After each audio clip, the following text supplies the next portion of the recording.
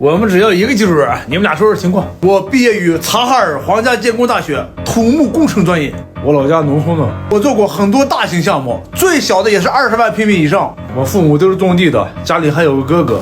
我精通各种测量仪器以及各种办公软件。我比较能喝吧，白酒1瓶半，啤酒随便灌。我有1级建造师、1级造价工程师、监理工程师等证书。我有膀子力气，也能熬夜。哼，虽然我有多年的项目管理经验，但是我工资只要5000，我工资不能低于1万。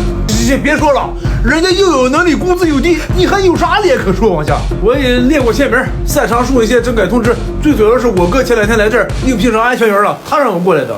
啊，前2天那安全员是你哥呀？哎呀，不好意思啊，兄弟，我们还是喜欢这1万的。俗话说得好，不怕1万，就怕万一。